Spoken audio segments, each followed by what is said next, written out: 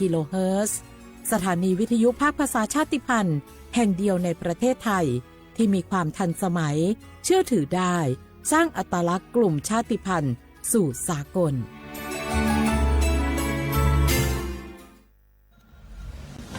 หนูเห็นพระองค์นะคะทรงเล่นกีฬาหลายชนิดเลยค่ะในหลวงก็ทรงปั่นจักรยานพระราชินีก็ทรงเรือใบ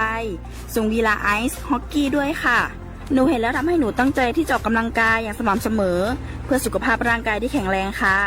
พระองค์ยิ่งทรงนำทัพนักกีฬาไทยเราไปแข่งขันกีฬาในระดับสากลหลายชนิดกีฬาทั้งกีฬาขี่ม้ากีฬาแบดมินตันซึ่งเป็นแรงบันดาลใจที่ดีมากๆให้กับเด็กและเยาวชนค่ะพระองค์เป็นเหมือนแสงนำใจไทยทั้งชาติมาเตเจ้ามาร่วมกันออกกำลังกายง่ายๆด้วยการเดินวิ่งปั่นออกกำลังกายอย่างสม่ำเสมอช่วยป้องกันโรคสมองเสื่อมป้องกันการเป็นอัมพาตได้ในเจ้าสถาบันพระมหากษัตริย์ศูนย์รวมจิตใจของคนไทยทั้งชาติสำนักประชาสัมพันธ์เขต 3 กรมประชาสัมพันธ์เกาะติดหน้าจอรอพบกับรายการคุยกับเศรษฐาที่จะพาคุณไปล้วงลึกเปิดเบื้องหลังอัปเดตความคืบหน้าการทำงานของรัฐบาลและตอบทุกข้อสงสัยของประชาชนโดยนายกรัฐมนตรีเศรษฐาทวีสินคุยสบายๆแบบเป็นกันเองทุกวันเสาร์ที่ 3 ของเดือนเวลา 8 นาฬิกาถึง 8 นาฬิกา 30 นาทีเริ่มเสาร์ที่ 22 มิถุนายนนี้ทาง NBT 2 HD และสถานีวิทยุกระจายเสียงแห่งประเทศไทยทั่วประเทศเมียปี้ประจันข้างบ้านนะอยู่ดีๆเข้าห้องยาห้อง1669ไปปูนละโอ้เป็นไอ้อย่างนักก็เห็นหลานเปิ้นบอกว่าป้าแกเป็นความดันโลหิตน้ำตาลตกวันนั้นยังหันไปบกยาอยู่เลยก่อนหน้าว่าป้าจันเป็นไอ้อย่างบัดซอบไปหาหมอนั้นนะปี้ยังน้องนะบักเคยไปตรวจเช็คสุขภาพเลยเริ่มกลัวแล้วว่าจะเป็นโรคอะไรยังก็ใจเย็นๆปี้ว่าต่างที่ดีเขาต้องไปตรวจสุขภาพเปิ้นมีโปรแกรมนัดตรวจผู้ปีไปตรวจจะได้รู้ว่าเฮามีความเสี่ยงเป็นโรคอันยังพ่องรู้ก่อนจะได้เตรียมตัวก่อนรักษาก่อนบ่ต้องมานั่งกังวลอันเดียวเฮานัดกันไปตรวจสุขภาพที่โรงยาครบปีพอดีแล้วเนี่ยเจ้าปี้ป้าคนผู้เขานัดกันไปเลยเนาะจะไปดูเนาะตรวจสุขภาพประจำปีสิ่งดีที่ควรทำรู้ก่อนเตรียมตัวก่อนเพื่อเข้าสู่ช่วงสูงวัยอย่างมีคุณภาพด้วยความปรารถนาดีจากสำนักประชาสัมพันธ์เขต 3 กรมประชาสัมพันธ์หน้าฝนทีไรแถวบ้านหนูดินถล่มทุกปีคุณครูมีวิธีเตรียมพร้อมรับมือเมื่อเกิดดินถล่มบอกให้หนูรู้ได้ไหมคะได้สิครับนักเรียนดินถล่มเป็นภัยธรรมชาติที่มักเกิดคู่กับน้ำป่าไหลหลากถ้าเกิดฝนตกหนักนานกว่า6ชั่วโมงน้ำในแม่น้ำและลำห้วยจะเพิ่มสูงขึ้นอย่างรวดเร็วน้ำจะมีสีขุ่นมากกว่าปกติดังนั้นเราต้องสังเกตความผิดปกติมันติดตามข้อมูลสภาพอากาศและประกาศเตือนภัยสำรวจสภาพความเสี่ยงของพื้นที่วางแผนและศึกษาทางหนีภัยแล้วถ้าเกิดดินถล่มขึ้นจริงๆเราต้องทำยังไงบ้างคะคุณครูถ้าเกิดดินถล่มเราก็ต้องรีบอพยพไปตามเส้นทางที่ปลอดภัยให้ห่างจากแนวกันไหลของดิน 2-5 กิโลเมตรนะครับอย่าอยู่ใกล้ลำน้ำเพราะอาจได้รับอันตรายจากหินหรือต้นไม้ที่ไหลมาตามน้ำเลี่ยงกันใช้เส้นทางที่เกิดดินถล่มหรือกระแสน้ำไหลเชี่ยวหากพลัดตกน้ำให้หาต้นไม้ใหญ่ยึดเกาะและปีนให้พ้นน้ำห้ามว่ายน้ำหนีเด็ดขาดเพราะร่างกายอาจกระแทกกับหินหรือซากต้นไม้นะครับนักเรียนเข้าใจแล้วค่ะคุณครูหนูจะจดจำที่ครูสอนเมื่อภัยมาถึงหนูจะได้ปลอดภัยค่ะ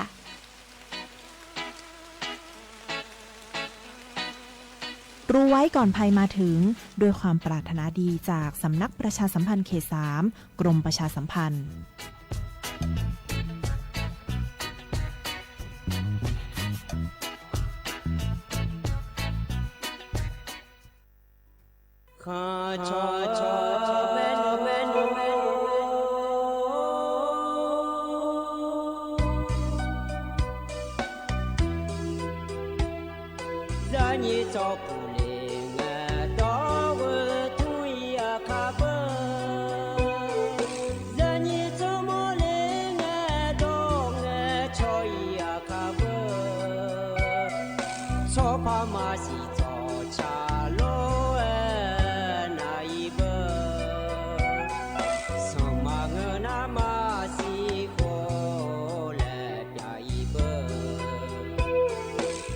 No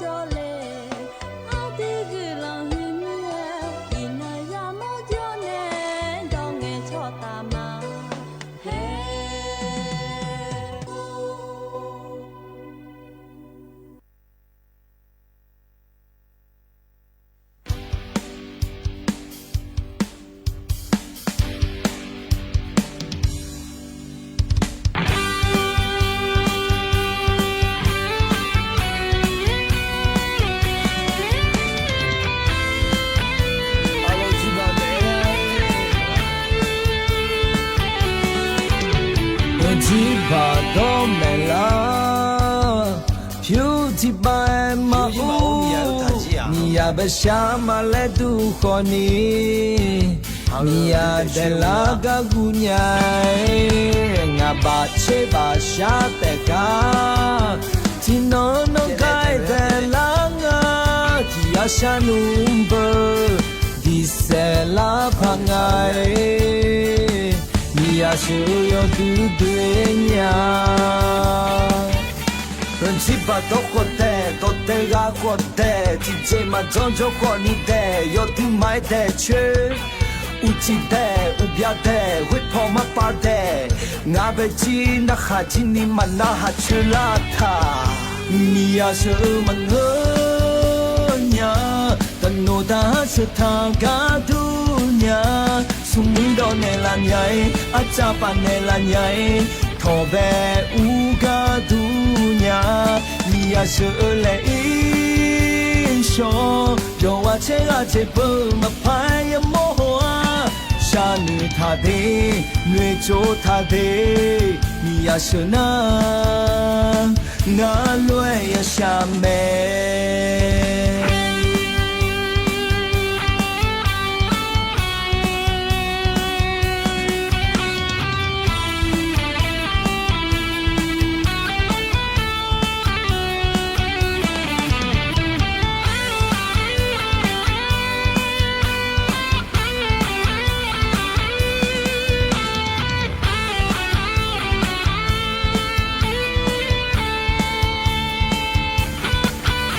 人气把都活的，都得啊活的，姐姐嘛终究活你的，有对买的去，无记的无标的，会跑嘛把的，我被记那哈记你嘛那哈去了他，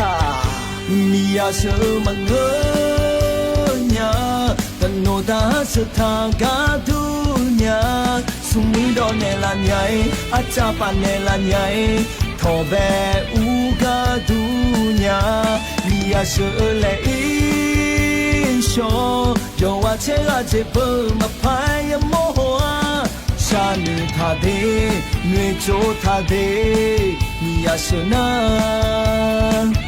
liya shumanya tano da satha ga dunya sumundo nela nyai achapa nela nyai tobe uga dunya liya shule insho yo ache bu mapaya moa shanu thade nuejo thade liya shuna na lue ya shame alo ni sale nyai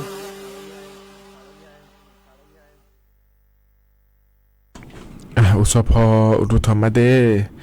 ayini yoga nalu ne lo ayini nim soge lo ya so nalu tonjo lo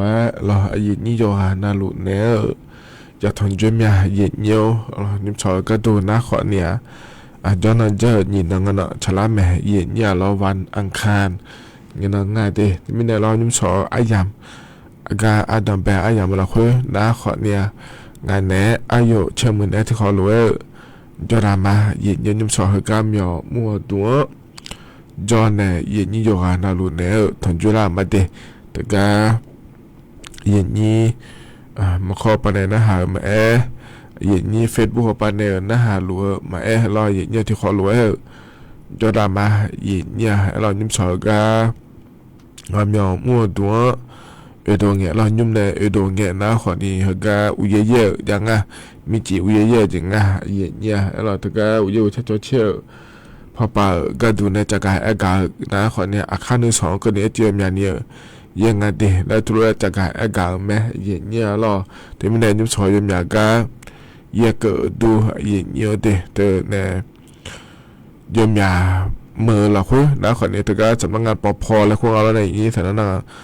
กงานป้องกันและบรรเทาสาธารณภัยและควาแถอย่างเนี่ยเราหัวเนี่ยเราบาหือล้างเงโลแล้วเราอย่างเนี่ยมีของเหอะเนี่ยย่อเจเราอย่างเนี่ยแต่เราตะกอหือแรงเงโลมิฉันไม่รู้มารู้จังเงโลแล้วเราอย่างเนี่ยมีแต่เบี้ยเลยจังเงโลอะไรจะมาเลยเนี่ยชาวบ้านเนี่ยเลยอย่างเนี่ยตะก็ทพอเนี่ยจากการแอคหาหน้าขอเนี่ย ไทยไม่เคยโดนย่องพายงาเดยมยาเมื่อชนะมิเชย่องพายงาเดและตัวจะกายอากาศดูเลยแม่ไทยเย็นยาล้อเทมินรอเย็นนี่ยกันน่ารู้อยู่จ้องน่ารู้เหรอพอเนี่ยช่างไทยในหน้าหาหน้าขอเนี่ยเฮ้ยเมื่อเราคุยจะได้ยังจะงาเดและงาขอเนี่ยเย็นเนี่ยจะกายอากาศแต่เนี่ยมันเนี่ยอาคารโนขอเนี่ยจะกายอากาศแต่เนี่ยมาเย็นเนี่ยอยู่กันน่ารู้ย้อนยาพายแล้วรอเย็นเนี่ยที่ไม่ได้เย็นเนี่ยอยู่กันน่ารู้ช่างไทยในหน้าหาหน้าเนี่ยแต่เดเย็นเนี่ยเดก็ยังมีน้องเราคือรอเย็นเนี่ยยอมอยากกะนะขอนี้มิชาเมียบาเลียยังกะเจ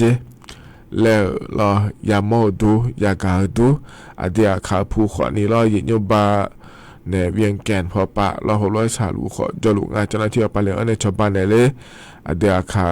อามาอามูแม่อยู่ฮัมโมโดแม่อยู่เมียขอนี้ยาเล็กก็เนี่ยยาบินไหนเลยยาชาวบ้านไหนเลยรอเย็นเนี่ยเดถึงมิเนี่ยอาคารโนเดมิชาเมียบาเลียกะอาจุรขอนยาผังอะไรเถอะมิชาเมียบาเลียพายงาโลอาจุรยังพายงาน้ำชาเมียบาเลียน่าอาจุรเทียจุชาวบ้านเนี่ยผังงาก็จอยผังงาก็คอยนุ่มแล้วจะกะแต่เนี่ยเดเย็นเนี่ยเดยกันน่ารู้ยี่จ้าเนี่ยพายเดแล้วจะกะอากาอันนั้นเนี่ยมาเดเย็นเนี่ยเดเขาเนี่ยก็คอยจะอาคารโนอายามหากยาหลวยจะกะแต่เนี่ยมาเย็นเนี่ยถึงไม่ได้เย็นเงี้ยวเย็นนี้เฟซบุ๊กปานเนี่ยนะหาล้วนนะรอเย็นเนี่ยกดไลค์กดแชร์เถอะจันเนี่ยไม่ได้ยกหันนะรู้ว่ารอชอถ่ายรอเฟซบุ๊กปะชอถ่ายอะไรกันก็พายรอเย็นเนี่ยที่เขารู้จอดามาเย็นเนี่ยต่อช้าขอนี้ไปพอแล้วก็เพราะในบินอาหารดามาเย็นเงี้ยวอิสุตกะเพราะในบินอาหารดาต่อช้าแต่ก็ทบยุ่งนะขอเนี่ยบางกายในชาต่อชาเดนะฮะเบียวดูยกหันนะรู้ว่ารอเย็นเงี้ยวยุ่งเหมือนกันเย็นเยอะเราอันเนาะจนแม่จักะแต่เนี่ยมาเดย์เย็นเยอะเดนิมสอเหกาเย็นนี่นะถอนเจอเราอาเดืออาคาอันเนาะเดย์เย็นเยอะนิมสอก็ตัวนักขอนี่ลาบาเย่ยากง่ายเย็นเนี่ยเราลองที่เนาะบาลาฮสีนักขอนี่เย่สีอาโคนะเราเย็นเยอะลองที่โคอินเนอร์นะอันเนาะอยากที่นั่งเด่นเราที่นั่งอยากที่นั่งฉลาดงานเย็นเนี่ยเราไทยอันนั้นอินนาวันอังคารและงานเย็นเยอะอันนั้นนี่เชสิบาลาเฮสีเราเย็นเยอะนะขอเนี่ยสิงหาคมและขั้วสีเดอาโคนะขอเนี่ยนี่พังงายาโกเชสิงาเดเย็นเยอะเดนะขอเนี่ยโคตัวละเย็นเนี่ยถอนเจอเรายิ้มสอก้ายามเราคือเย็นเยอะก็มันยังจะกระหัตในมินาล้อโดยชาติบิมเลยบินาหัตanyaเดย์เนี่ยเดย์มันเงี้ยเล็กชิ้นใหญ่เลยอันนี้เมสยาในชาโดยช่างอายุเนี่ยก็บิมที่ขอร้อยนะฮะดังนั้นขนมก็จะกระดันมาเ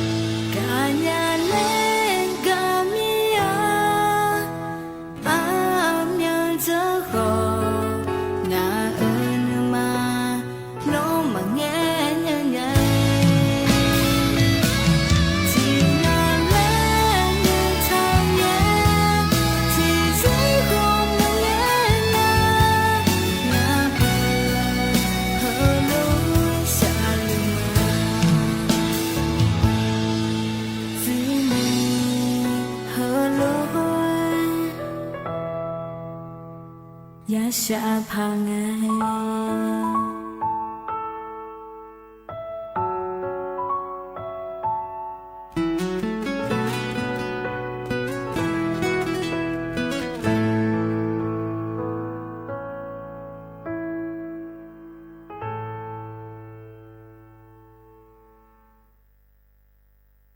นยุมทกาพอแน่บินาหาดาต่อชาทกาทยุมล้อเย็นเยียว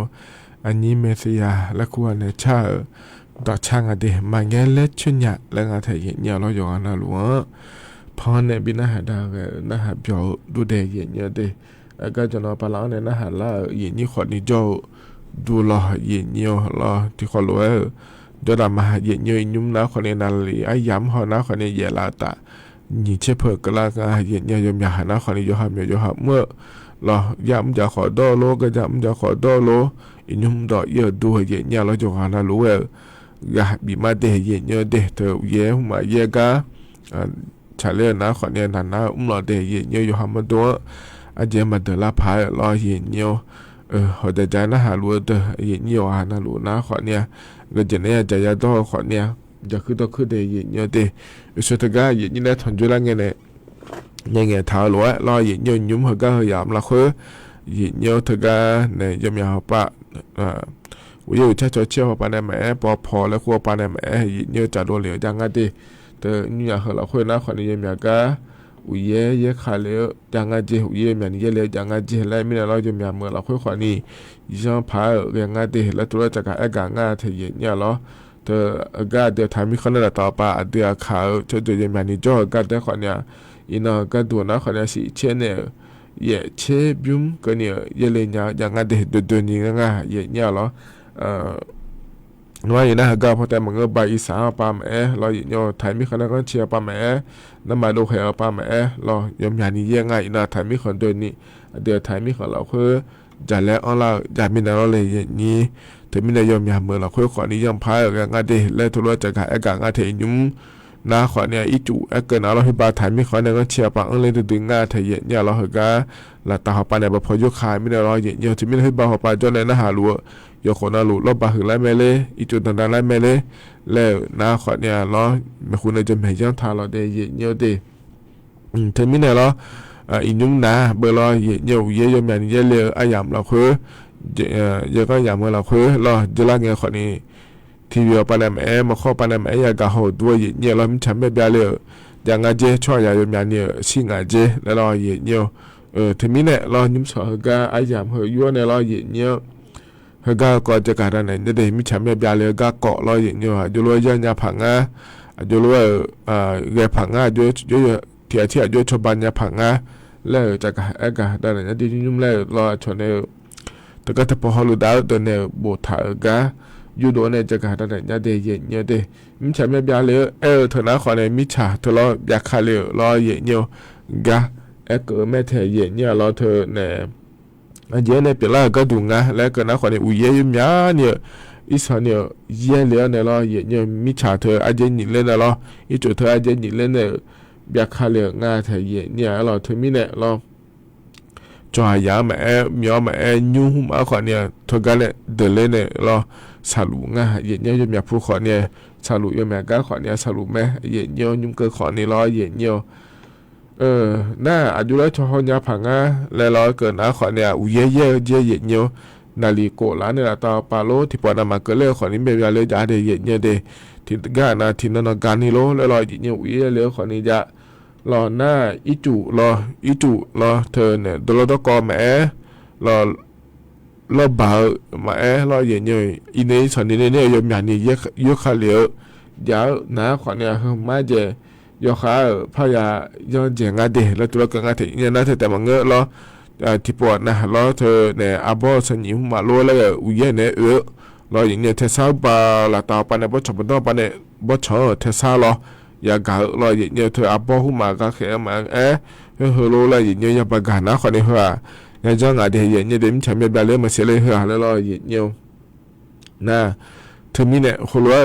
เกนะขอเนี่ยข้อมาอยากเจ็บพ้องอย่างเนี่ยรออยู่ฮันเนี่ยโจดูเนี่ยรออย่างเนี่ยเธอเนี่ย就每年就谈案呢也捏个拿好你了也有的呢cái nhà nào lo gì cho nó cũng chẳng biết bao nhiêu mấy lần là giờ đỡ mà chỉ cho hà giờ làm thà chứ vậy nha thì nó thì là papa lo vậy nhiều giờ cho nó lố cho hà bị cho phải vậy chỉ để vậy nha để thợ nè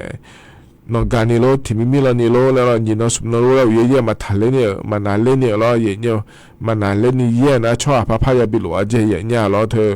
giờ hà nó lú lên màอยู่khai chín đi lo vậy nhiều chỉ mình là ngay lấy cái naอาจมาน้องปาลานาว่าเจอสิลาสิเราเฮ้ยพอบาเทเศร้ารัวๆกะลาเนี่ยเลยเหือแล้วเราเยอะเฮ้ยอันเจนี่ตัวเราก็หือละงานเลยแล้วเราเยอะเธอสัญญายมอย่างเยอะงานเลยแล้วเราเลยอย่างนี้เธอก็ตัวเราต้องก่อนเนี่ยเราอย่างเยอะเธออาโบลาหุมาโลอาโบป่าหุมาโลยมอย่างเยอะงานเลยแล้วอาจมาหม้อนะคนเนี่ยเราก็จะแม่เจ้าพ่ออย่าออกงานในอย่างเงี้ยคนเนี่ยให้อุจิเอาปาโลแล้วเราอย่างเงี้ยอยู่กันเราอยู่ค้าอย่างมันคือคือบ่าเนี่ยเกิดมีขาปากวนนี่กินนี่เลยงั้นอย่าจนเราเกิดมาเราอย่างนี้ถ้าก็เธอมีของเราคืออย่างอุจิสินาดิชุ่มหลังผู้ยาอยู่กันเราอยู่ขาจิลูกก็แห่ที่ปวดเต็มฉันแบบตาแล้วแบบเล่นเนี่ยผู้เราตาแล้วอยู่จริงอาเจียแล้วคนนี้อย่าประกาศเป็นแรงงานคนนี้จะกลายอากาศด้านนั้นมาล้ออย่างเงี้ยยังอยากอาชิงอาเจมาปมอยากคนนี้อยากอาเจแล้วเราอย่างที่ไม่ได้ที่นั่นอยู่นั่นสมน้องรู้แล้วเราอย่างเงี้ยเย่อีสอนนี่เย่เลยยังอย่างนี้เย่เลยนะมาชิลเนี่ยหัวเย่หลุดนะคนนี้ชอบหาผ้ายาหลวเจเย่เนี่ยอยู่หาผู้เราคุยอยู่หาจดูเราคุยเราเย่เนี่ยเธอหัวก็ก่อย่างงาลุแล้วเราเลยเย่นี้เธอในหัวก็ก่อยามอนะเขาเข้ามาเจ็บพ่อยาผาแล้วงาเราเย่เนี่ยนะเธอจะมาเจียงเนี่ยเราเย่เนี่ยมิจฉาใจเลยกะยามอนะขอนี่เราเย่เนี่ยเธอเนี่ยเขาเข้ามาเจ็บพ่อดูเลยเดนี่จุลเนี่ยงาจิโลคนนี้จะดูเย่เนี่ยดอกแพถ้าจอเดแล้วตัวกันเถียนะเราอยู่หายุ่งกับสากามินโลแล้วคนเนี่ยมาเบี้ยเผื่อนี่เราเห็นยุ่งละเงี้ยปะเตอีโดถ้าจอเราเย่เนี่ยมันนี่นะเพื่อแต่มาหลงไงเย่เนี่ยมิฉันเบี้ยที่ปบเบี้ยเลยไงก็จะจอรอนี่โลแล้วคนเนี่ยเบี้ยเลยยามินเลยนี่เธอมิเนี่ยเราเฮก็มาจอนี่เขาเข้ามานี่จุลงาจิโลคนนี้จะดูเลยเดแล้วตัวก็งาเถียเย่เนี่ยเราน่าอีจูดอกเพลคนนี้ถ่ายจอเจเย่เนี่ยแล้วก็ดอกเพลโลแล้วบาดอกเพลโลแล้วถ่ายจอเจเดเย่เนี่ยเดมิฉาบิบยาเลยฮัจจาลอยเขามาจะดูเดแล้วเราตัวก็งาเดเย่เนี่ยนะยังจะมาเจแล้วเย่สนิเย่เราจะก่อหือแล้วบาหือแล้วเนี่ยอยู่หาหมดตัวเหอเราที่ผมไปสิลังเนี่ยแล้วบุญจ่าสอนเมียเลยเหอแล้วเราอีจูเป็นจอมเมียเลยนะเราเย่เนี่ยอีดีถ่ายเจเดเย่เนี่ยเดอับบอกเกิดยังไงเขามาเนี่ยแทนเนี่ยเขาก็จอเจเย่เนี่ยเราอีจูเนี่ยบีอีจูมาบีก็นี่เราละตาวปะอับบอนเลยจะได้เลยในจอเลยเดแล้วตัวก็งาแถเย็นยาเราเดนั่นฉันเป็นแบบเจอนะคนนี้เขาเข้ามาเลยถ้าแถเดแล้วตัวก็งาแถเย็นยาเราอายามอาจจะยูเจเย็นยาที่ปวดหน้าเราไม่ใช่เป็นแบบเธออเมริกันคนนี้เพิ่มแบบแถคารินยาไม่ได้เราเย็นเยียวเธอมีเนี่ยเราเธอเนี่ยจะโดนเหลียเนี่ยเราหนาเล่งงาเลยพับยางงาเลยเลยเขาเข้ามาเจอันเถียนะอยู่หาญัวกาไม่ได้เลยอย่างนี้จะมีอาเจอย่าขอเลี้ยเลยเขามาเจอังเหลียเธออย่าจังอาเดแล้วงาเธอเย็นเนี่ยถูกว่าถ้าเจอังเหลียเดแล้วเราเลยเย็นนี้น่าเธอเนี่ยกำมาช่องเงาเราอยู่หาเยอะละกำมาช่องเธออยู่เผาหอเดมิใช่ไม่เปล่าเลยก็อย่างงาหลวดจงงาหลวดเลยเราหัวก็ขอนี้อยู่หาเขาย้อนเดแล้วตัวเราจะกะอากาศงาเย็นเนี่ยเราเธอมีเนี่ยเย็นเยี่ยวก็กำหัวก็ดูนะขอนี้มิใช่ไม่เปล่าเลยไงเรามาเกลยมีนะจุลยังผังงักเกลยงาที่ผังงักเจอนะขอนี้จุลพัฒนาผังงักเลยแล้วเย็นเยี่ยวเรายุ่งแล้วจะกะอากาศอะไรในบิสิบิกาเลยน่าจุลยังจะผังงักแล้วเราอินนึสอนมันก็ไม่หัวปะฮัลโหลก็มาปิจาราพาตีนะขอนี้บดช่องหุ่มมาจุขอนี้ยาลาสาถาเจียเนี่ยยุ่งมายุ่งสาลัวเราเหือแล้วมามาเราขอนี้ยุ่งสาลัวถึงก็ชมมันในลัวน่าบดช่องมาจามิเนี่ยอาบมาจามิเนี่ยเราอย่างนี้มิฉาเลยจามิเนี่ยอีจูเฮยังมีอะไรเล่นยิงเล่นนะคนเขาก็เลยไม่แบบคาเลงาเดแล้วตัวก็งาเธออย่างเงี้ยเธอมิเนี่ยเราบดช่องเธอจะดึงไม้หลวเดอาบเขาเธอจะดึงไม้หลวงเดมิฉามีอะไรมาแบบคาเลพายแล้วงาเธออย่างเงี้ยเราน่าเธอเนี่ยเรายาหุ่มหมาเมื่อขอเนี่ยอาบหุ่มหมาขอเนี่ยมาทุจเนี่ยเธออาบเนี่ยขอว่าอย่างได้งานเนี่ยอย่างนี้เพราะนะขอนี่เธอเนี่ยอย่างเงี้ยจะกะอากาศได้ในบิสิบิกาอย่างเงี้ยการยุ่งจะกะอากาศได้เนี่ยเพราะนะขอนี่เธอการกรมพัฒนาที่ดินเรามีชาวปะฮลุได้เนี่ยบทถ่ายการยูโดเนี่ยจะกะอากาศได้ในบิสิบิกา le de ye nye de na khwa ni nyum ga dan be ayam ho la khwe lo ye ni ne thon jo ne ja ga da na ne bisi bi ga ko ye nyo ga na ne lo ta cha ti bim le pha bin na ha da ma ye nya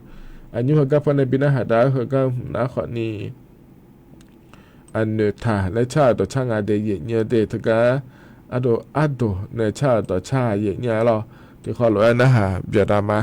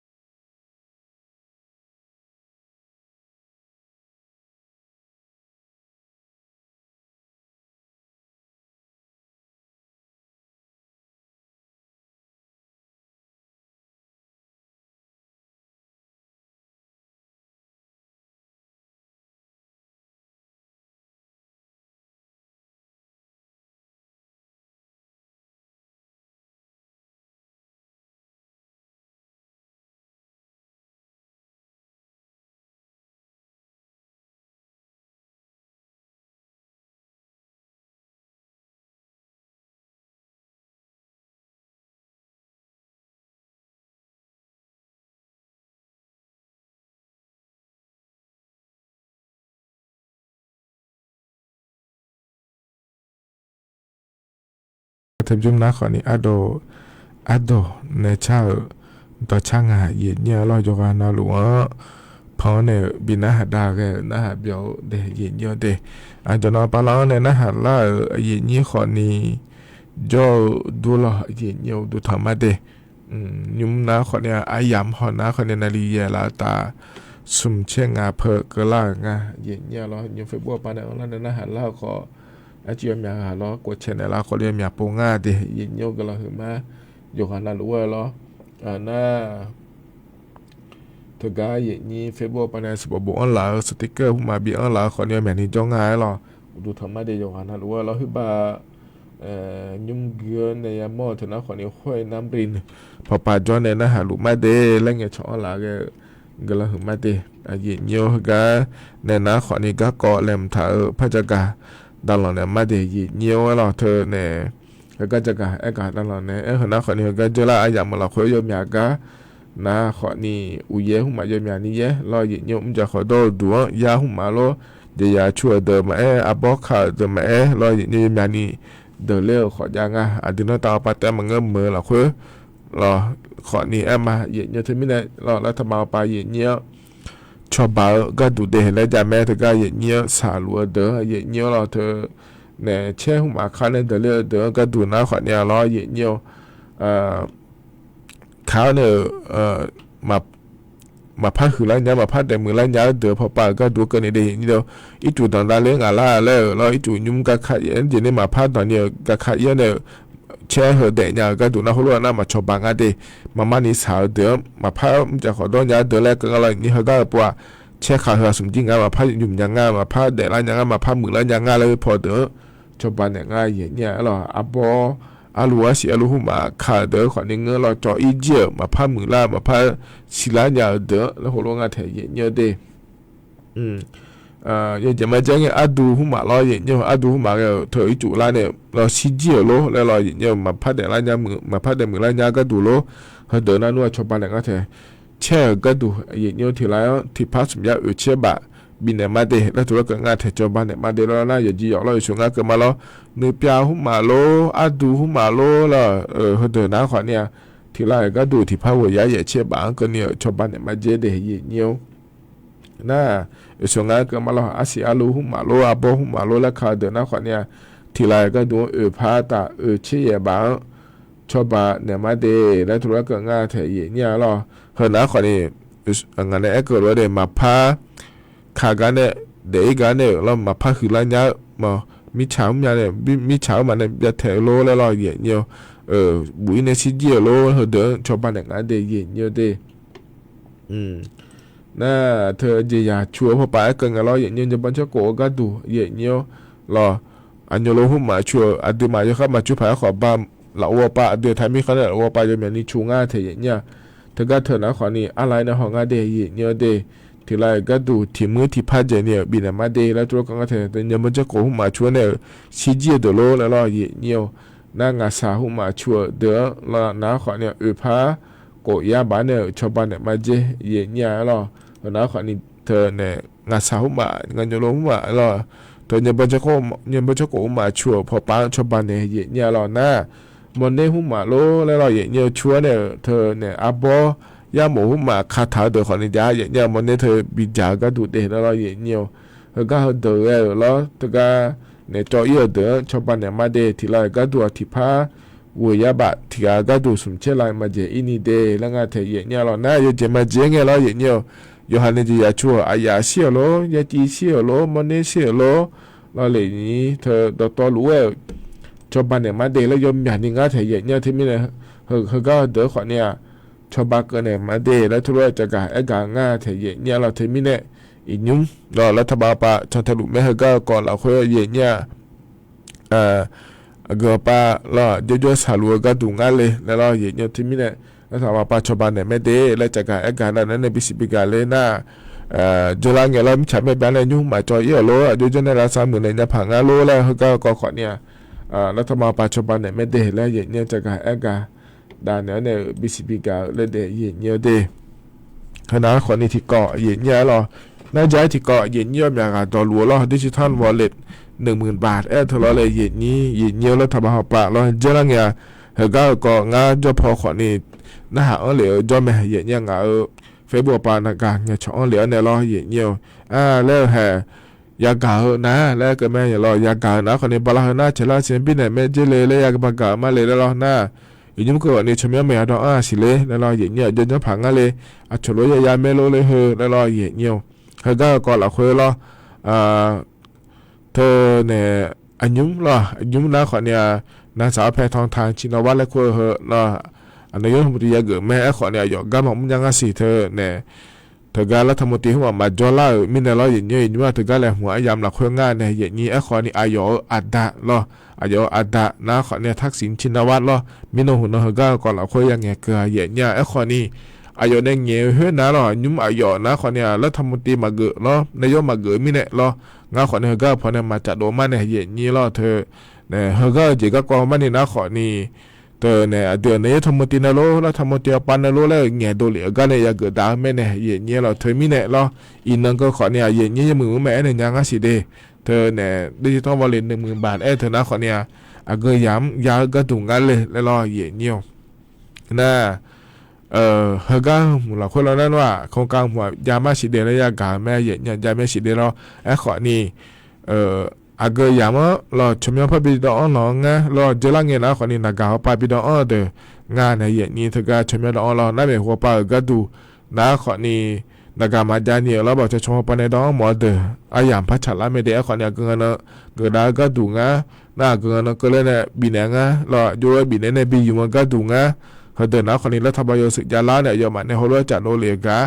เราเหยียดโยงะเหยียดเงี้ยที่โปแล้วพระจักรอากาศได้เนี่ยมาเราจะไม่ได้เยี่ยมอาการนะฮะเหลวลอยอย่างเงี้ยฮะแต่ก็เนี่ยทักษิณชินวัตรปานเนี่ยมาลอยอย่างเงี้ยก็หัวเราะนักก็ล่าเสียงหัวเราะบินเนี่ยไม่เจแล้วเธอนะขอเนี่ยเรารัฐบาลปานเนี่ยตัวช่วยเนี่ยโดเหลวมาเงินมีเนี่ยลอยอย่างเงี้ยงาขอเนี่ยอย่างเงี้ยอยู่มึงไม่อยากจักรนางงาสีเดียอย่างเงี้ยเดี๋ยวจะลงงานเลยแล้วรัฐบาลสึกยาล้าเนี่ยยอมมาหัวเราะเกิดมาเดแล้วเกิดนะขอนี่เฮก้าวก่อนเราค่อยอย่างเงี้ยมึงเมื่อจักรอากาศได้มาอย่างเงี้ยเนี่ยมาดอกขวาเงี้ยหล่ออินเตอร์ขอเนี่ยเราจะชมมาจ้าเดนักการมาจ้าเดเราชมยาจุบิดเราเองก็ดูงานเลยแล้วจะมึงเมื่อขอเนี่ยมาจากโดเรียเสียเนี่ยที่ให้ยาดองงานเดยเนี่ยเดมีเนี่ยเราเฮนะขอเนี่ยเห็นยิ้มเฮก้าอย่างนี้นะถอนช่วยเนี่ยเราจะกะอากาด้านนั้นเนี่ยบิสิบิกาก็เกาะเดยเนี่ยเดเฮก้าเนี่ยนะขอนี่เอาหัวโผล่เราการละเกินแม่เราเยอะเอาหัวโผล่เนี่ยที่ขอเราถอนช่วยเนี่ยเอาคนเนี่ยเราก็เกาะเฮจะกะอากาการละที่ขอรู้พนักหัดมาเดยเนี่ยเด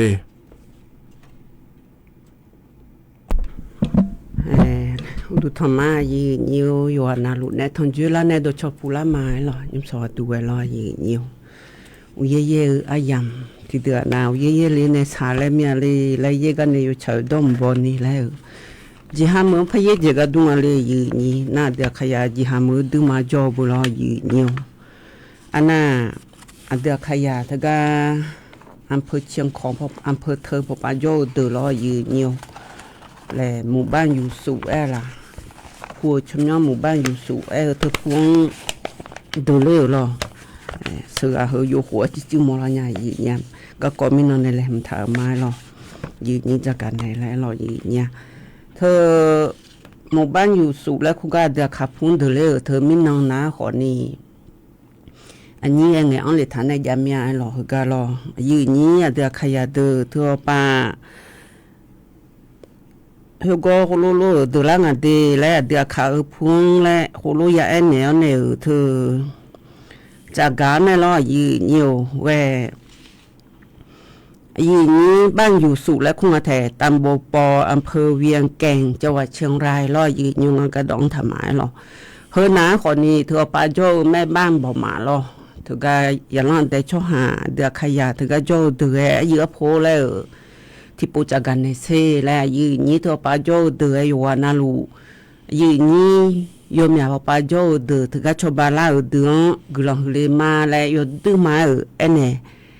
นึกมาเกินเอ็นเน่มาเจเดยีนี้เดอยู่วานาลูเดยีนี้เดนี่ชอบโอชบาเลเฮน่าเจยีเนี่ยถึงกับจู่อุเยสันนี้เยลียนเนี่ยมีเบียผู้หลาเบียเลียนเนี่ยอย่างนั้นแต่ชอบหายุ่งเถอะเลยก็จบผู้หลาก็เจแล้วรอยีนี้เอี้ยวแล้วก็มาชนเนี่ยจิมาจิเศร้าคนนี้แท้ยอมมาออกแล้วรอยยืนอยู่เธอไม่แน่ด้วยในชาวบ้านอย่างงั้นแล้วชาวบ้านแล้วเดือขยะมาเธอชออยู่เพียงนั่นหลุดแล้วให้เดือมาเดือแล้วในชาวบ้านแล้วเดือนะขอนี่จะโดว่าชาวนี้ชออาหารแห้งแล้วงาแถเธอยุทธาในจะยาวเราอยู่ยกกือเธอมาปฏิผู้หลาตัวเวงชาวตือผู้หลาตัวเวรูเลยรอน่าอิจุรอยยืนอยู่น่าพิ้วยีนี้เธอปัจจุบันเลยเดือขยะรอยยืนอยู่แว มือบะและพระบิดายาเอเจยีญาเฮนาขอนี้อันตำแปงไงจออยู่ในชบานยังงาและชบาเดยีนิวเดเธอยีนี้อันเดขยาเดแกเธอปาโจเดลอบ้านอยู่สุตำบลปอเพอเวียงแก่งจังหวัดเชียงรายจอเดขยานุ่งถึงก็โจเดพอในยาล้อนได้ชหาถึงก็ชบาเลเดืองดอจับบิโคนในเฮนาขอนี้กลอนดึงมาหือเลเมียเดและห้อดงไงในพอหน้าเธอลงเงินพระไอ้ยามยาแล้วก็ยกว่าขัดชิขัดที่ขายรัวเดือขยายยมยาปะโจเดือชบาเลียจีเนี่ยหรออีนุ่มอุยเยเลียเนี่ยเธออีจุในสาวคือนาลอยยีเนี่ยอัดดองเป็นไงโจเบื่อดีมาผ่านเนื้อเขาปะสางาลอยุ่งหน้ากือจีก็ก็โม่กว่าก็โม่กว่าอีจุก็ก็เตียจากกือแม่ยีเนี่ยหน้าอีจุตัวแล้วเขามาสิญญาเนี่ยเธอแหละนี่อีผู้ละดูเดโลแล้วอีจุคนนั้นจุในบิบูมาเจโดญาในสาวไอ้คนนี้สามจีชบาดดูหลายเยอะแล้วยังมองไม่รอยีเนี่ยน่าอีจุนุ่มอดีมาผ่านเนื้อปลาตัวเนี่ยเธออีจุเธอเบลแล้วมาอีญาเนี่ยรอมีอยู่พอนาลูเย่ๆทางมิจฉาหืนารอยีเนี่ยเธอไม่เนี่ยอีจุเธออีงายีเนี่ยน่ายุ่งหน้าดีมาผ่านเนื้อแต่ดาวไปก็เนี่ยภาษางายีเนี่ยเดอียุ่งหน้าแต่ถึงก็จังหวัดนครสวรรค์เลยยุ่งคนนี้นะคนนี้มาเบียงเลยงาสิเจ้คนนี้จังหวัดยุ่งอีสานนี้สาวเฮนะคนนี้ยุ่งอะไรอยู่ว่ายาจากกันเนี่ยจีด้วยหรอเธอนะคนนี้จังหวัดสุโขทัยเดยีเนี่ยเดสุโขทัยนะคนนี้ก็เจอเลยเธอไอ้จุบิดองห้องไอ้จุบิดองห้องนะคนนี้โอ้เลยจุมาบิดองเลยแล้วชมมาโก้เนี่ยมาโก้เธอนะคนนี้เมียนี่อีจุอันเนี่ยอีจุเธอมาพับบิดองเลยมาเลยจังเธอรอยีเนี่ยมาเลงจียีเนี่ยพับดองเบียงล้านเนี่ยก็สอบไปเยอะเธอเขาสื่อดองในบัตรเอาคนนี้รอไอ้เธอมีเนี่ยเธอก็ไอ้จุดดองเบียงเลยเนี่ยใจชนเนี่ยสอบไปเยอะผู้ละตัวบัตรเอาตอนนี้จุเขาอยู่ความมีเด็กเจจีเนี่ยอย่าล้อนได้ช่วงหาอะไรย่อจากก็ก่อยอยู่ดูมาสาวเนี่ยอันนั้นยุ่งมาชดดมแล้วคงอ่ะรอคือขันเนี่ยเธอดูสลันดาผู้ละข้าก็อยู่มือเธอบิลุยยาแล้วย่อคือขันเนี่ยบิโยเธอรออยู่ยุ่งถึงกันเนี่ยจะโดผู้ละสันเนี่ยอย่าล้อนได้ช่วงหาโยกูบิโยแล้วเสียกุลุจูดูฐานเนี่ยรออายุเว้นเนี่ยอันดอมเป็นไงชาวบ้านเนี่ยยังงาแหละตัวชาวบ้านเนี่ยลูกงายีเนี่ยรอนั่นถึงก็แต่มังเอออีนุ่มเธอก็จังหวัดสุโขทัยพอเนี่ยเธอพระอีกใครงาลอยยืนอยู่ที่มือซ้ายที่มืออีงาลอยยืนอยู่อีน้าคนนี้บักคุ้มที่มือพอพระอีกเกอเบอร์ยืนนี่เธอไม่แน่จึงนึกว่าดูน้าคนนี้ก็เจอเลยแล้วคนนี้พังอายาตางาชิงาอะไรก็เจอเลยเธอที่คุยดูมาสามลอยยืนนี่กูมาพันอยู่ทันยามนี้ลอยคนนี้กูรู้ก็ลาเมลูเฮเลยอยู่นั่นนี่ยังดอลูง่ายยืนเนี่ยนี่ยังดอลูเธอไปจนในหอลึกดาลีตัวแน่เนี่ยน้าคนนี้เฮก็ในน้าคนนี้อีจุตัวโลไงอีจุเฮก็มาบิดอันนี้เนี่ยก็จะบิอีโลแล้วก็เฮจะต้องเนี่ยล่ะอีจุบิอีก็กอบผู้หลายจังโลถ่าล่ะและเธอเลยมือยามาและตัวโลหนึ่งอ่ะจีเนี่ยเธอมีเนี่ยมาดองเบียงเนี่ยแล้วหรอคนนี้เฮยุ่งสุโขทัยตัวเลยมันถ่าดองเบียงเนี่ยโลคุ้มเทมือคนนี้มายังงานแล้วตัวโลงานยีเนี่ยคนนี้คุ้มเทมืออีเกิดเธอหน้าอย่ามาจีอยู่เสียหล่อยีเนี่ยห่อเธอจึงนึกว่าดูน้าคนนี้จะว่าผู้เก่งตอนนี้ลอยยืนเนี่ยมีแบบอย่างเลยเนี่ยช่วยยังเดือดเลี้ยวเนี่ยช่วยยาเชี่ยวตัวยังมองไม่ลอยยืนเนี่ยน่าจึงนึกว่าดูน้าคนนี้อุเย่เลี้ยวนะมาชี้เล่นนี่เย่ใจยมอย่างน้อยเย่เมียอุเย่เธอแหละอีจุอาเจยังหนีเจ้างานเนี่ยเนี่ยเธอมีเนี่ยมีแบบอย่างเลยยมอย่างก็ยังมองอ่ะเนี่ยเดือดเขายุ่งยมอย่างก็จะดูบางผู้หลังจุดถ่ายก็ยังมีก็ดูเลยยังมองอ่ะเนี่ยลามือล่าแล้วอยู่แบบนั้นเนี่ยไม้คนนี้มันลามือล่าอีกคนอีโบไม่เลยแหละเพียงมอดูยังมองอ่ะเนี่ยมีแบบคนรู้แบบไงอยู่หายุ่งมีแบบละพายก็จอน่ะอีกคนยุ่งเธออาจจะเจอยู่หามีแบบผู้หลังแบบแทนในดูเลยพางาถูเลยดูน่ะมีแบบมาแบบก็แบบดูจีบิจารเนี่ยมันอยู่พิธาบิจารเนี่ยหัวมันดูถ้าจอเลยเดียเนี่ยเดียกึ่งแบบละเลยมาสิญญาเบอร์นี่ก็จบผู้หลังมีแบบเลยน่าที่เจอเนี่ยมิจฉาจิตแต่ดูคนนี้นึกให้ในถ้าชงเดียเนี่ยเดียลมีตาแบบอีอย่างงี้อย่างน่าหื้อน้ำมาเชมีแบบผู้หลักตัวแบบเลยน่าลอยเนี่ยมิจฉาดนฮัลโหลจะตัวมันจะดูมาเธอปุเรงอะไรเนี่ยเดียตึงมากุลาพางาเนี่ยเดี๋ยวขยันเดือย อยู่หานันยองดอกเมียไอ้หล่อเธอก็จีหามือมาอยู่เมียก็อีจุดดำยองอันเดจินหัวดูน่าอีสันนี่เดลี่เธอเบอเจ้าว่านั่นที่ก็รอยีอยู่น่ายุ่งอีจุดดำยองนั่นรอยีอยู่จุดก็หัวน่าอยู่น่าชนแทนดาเดียดีมาพาเนื้อไปเย่เสียรอยีอยู่เดย์อินหัวเย่เบอยีนี่จุดก็ดำยองรู้อยู่วันนี้ยังยังอะไรอยู่ข้างยังยีอยู่จุดตัวดำยองเลยเธอหน้าคนนี้แท้จียาอยู่ห่างเกาะล้านเนี่ยดูเธอดูล้านนั่นเดย์อยู่เดย์มาเสียอัลลอฮ์ตัวเวลาบุคลามาตัวเวลายีอยู่น่าอีจุดตัวดูแลไม่รอยีอยู่เธอสาวเธอหน้าคนนี้ช่วยอย่าเธออีจุดตัวตรงเลยงานแล้วเนี่ยเด็กเลี้ยวยสื่อเชี่ยวเธอมาจีน่าเบอยีนี่เธอไม่ได้สิบุบัวเดือดดูมาสายมองยีเนี่ยรออีจุดจังฐานเนี่ยรอยีอยู่สิบุบัวเธอรอบัวถอยเธออีจุดแต่อยู่อายุอันนั้นบุตรยังไงแหละบุตรขอยมองเลยรอยีอยู่อันนั้นใจที่ก็น่ารอยีอยู่เธอแหละวิบาจังหวัดสงขลาพอปางาเฮนาลอยีเนี่ยจังหวัดสงขลาหน้าขอนี่ยาโยลิทีกายังมีบุญโยลิยงเศร้าลอยีเนี่ยยงเศร้าแล้วอิมบ่าวจะโดยเจนาลุเลยเยอะแต่ยงต่อละก็จีเมจียีเนี่ยไอ้คนนี้อีจุดตอนนี้เนี่ยที่จีมาเรียนจีเลยยีนี่มาเรียนคนนี้อ่ะคือบอกจุฬาคนนี้ไปอยู่ละก็พังไอ้คนนี้อายุไอ้คนนี้เลยหมดรู้ก็เฮบีเบย์มาแล้วบ่าวเยบุบุเฮบีเบย์มาแล้วตัวเจ้าเธออย่ามองยีเนี่ยเฮนะคนนี้อับบ้าผู้หลาทอฐานเนี่ยอยู่หาไปมาบิหอมาจีมิโซเพอยู่หามาได้อยู่วันเนี่ยบ่าวละงานแล้วยีอยู่ให้รู้ว่าตอนนี้เธออุเย่เลี้ยวเนี่ยรอยีอยู่อีจุดตรงนี้เนี่ยเดเลยเธอนะอันนั้นใจที่ก็ดูเดยีเนี่ยเดของเดของเดนะคนนี้จังหวะเฮก็อายุวันเนี่ยรัฐบาลช่วงหาเธอของเดือนของเฮก็ดำจังเลยนะอายุชบาเฮก็อาชกลุ่มปอบานแล้วคงอาจจะบิชบาหลูรอยีนี่ที่ก็ไม่ดูยามเบยีนี่แหละกัเทฐานนี้เนี่ยรอน่าที่นี่เนี่ยพออยู่ก็กอลูอายุชบาลูแล้วเธอก็ดูแลเห็นทำอะไรอยู่ความเกยมองอันดีนี่เดี๋ยวที่นี่เนี่ยนี่เดี๋ยวขยันเดืออยู่นั่นหลวอยู่วันนี้ฮอลลีดันยันแล้วเย็นเนี่ยเดือดเลยก็อยู่ข้างฮอลลีดันรอนี่เธอใจที่ก็ดูน่ารอยีนี่อินยุ่งน่ารอเยตุลูเยเถเธอแต่มังงูคนนี้เธออาชกก่อสร้างแรงงานรอยีนี่อินยุ่งน่าเธอก็โลกไฟไม่ชัดดองปาบิชงและอาชโลกไฟไทยจีนและงายีเนี่ยพิบาจังหวัดนครราชสีมาพอปาลอยีนิวกับยาเลงายีเนี่ยกับยาเลนาคนนี้ช่วยยังกระด้างช่วยยังกระด้างนะคนนี้อายุปลุงอาตีเฮเดยีเนี่ยเดกึกขันในชดเชงอะไรยีเนี่ยกึกขันในชดเชงนะช่วยยังเดยีบงอาสีแล้วมาสิงอาสีแล้วชดเชลุงอายีเนี่ยเฮนาคนนี้อาชมโมไทยจีนและเธอนาคนนี้กับยาเลเธอนาช่วยอย่าสุ่งหวังกระเทะจีแต่ก็กระเทะเธอละบุช่วยหานี่กันอันนั้นดีมาไทยมือพอทีกันน้ำเมียมาช่วยหาทีกันแล้วเธอไอ้ยุ่งนักก็คันแล้วก็ทุกโจงอยู่ชอบพังงานแล้วอยู่หาก็โจเดือชอบ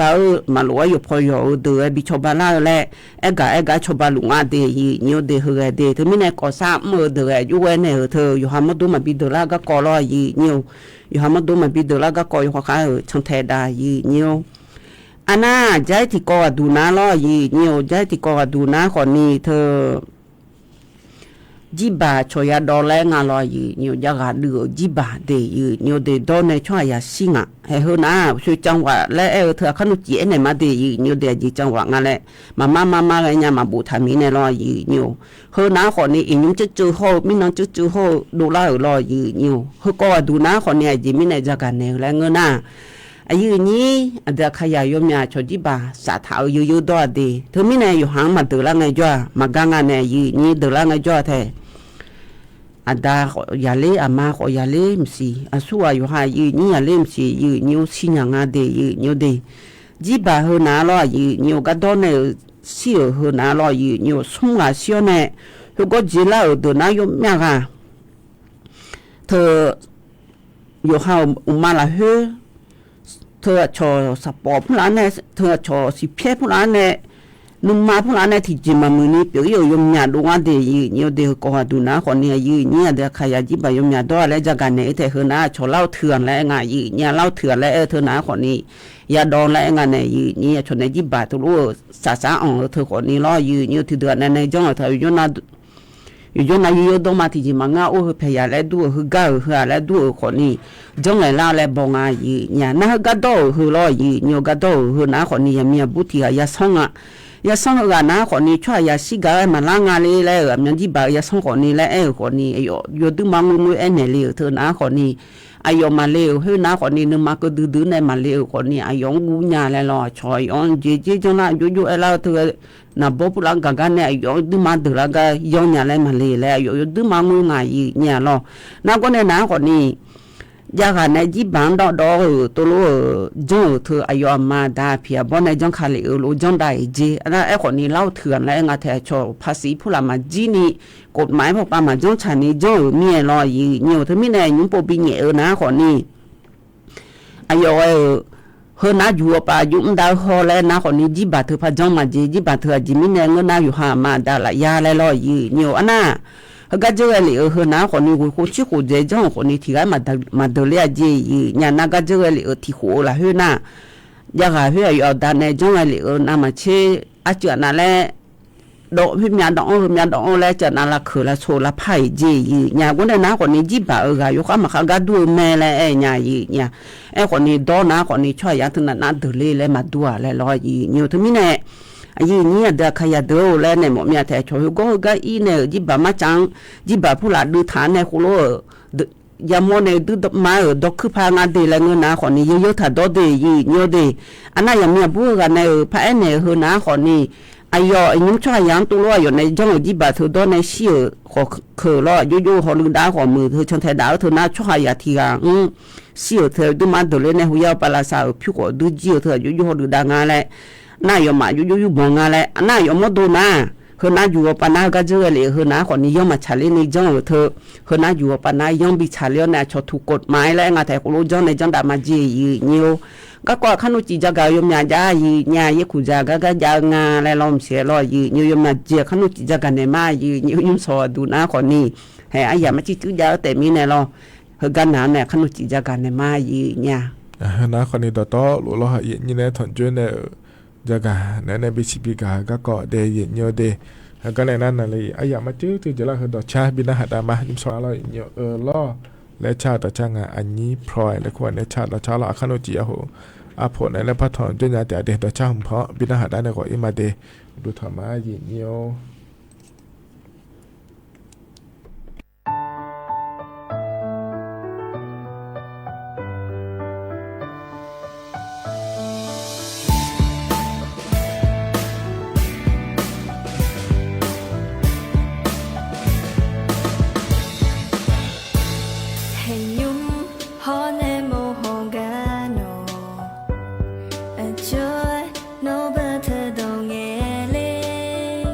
เ